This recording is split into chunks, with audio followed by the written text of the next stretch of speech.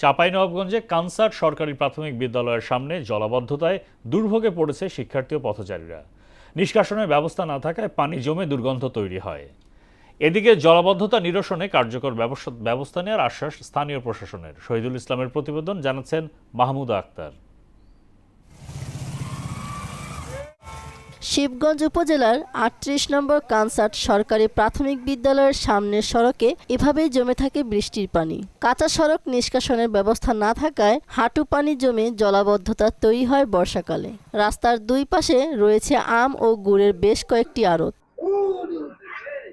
স্থানীয়দের অভিযোগ, কর্তৃপক্ষকে জানানোর পরও মেলেনি প্রতিকার। প্রতিনিয়ত চলাচলকারী শিক্ষক শিক্ষার্থী সহ এলাকাবাসীকে চরম দুর্ভোগ পোহাতে হচ্ছে। দ্রুত সমস্যা সমাধানের দাবি তাদের। পানি জমে থাকে আর কয়েকবার পিছলা পড়ে যায়, কিছুদিন বাড়ি ঘুরে যেতে হয় আর স্কুল যেতে পারি না। স্কুলে ছেলে পিলে সব জুতা কাপড় ব্যাগ সব নষ্ট হয়ে গেছে। এখানে 10-12টা আড়ত আছে, আড়তের আম উল্টে পাল্টে ভ্যান সবই হয়েছে। আমরা তো ন্যায্য ভাড়া দিই, ট্যাক্স দিই সরকারকে। আমরা ঊর্ধ্বতন কর্তৃপক্ষকে আমরা অবহিত করেছি, চেয়ারম্যানের কাছে আমরা বলেছি।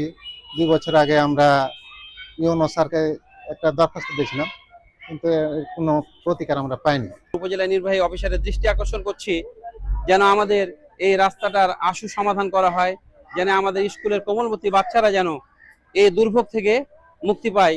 দ্রুত জলাবদ্ধতা নিরসনে ব্যবস্থা নেওয়ার আশ্বাস দেন উপজেলা নির্বাহী কর্মকর্তা।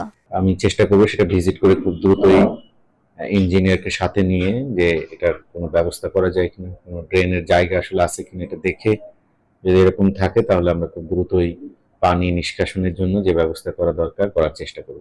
দীর্ঘদিনের ভোগান্তি দূর করতে প্রশাসন কার্যকর ব্যবস্থা নেবে, এমনটাই প্রত্যাশা সংশ্লিষ্টদের। মাহমুদা আক্তার, মোহনা সংবাদ।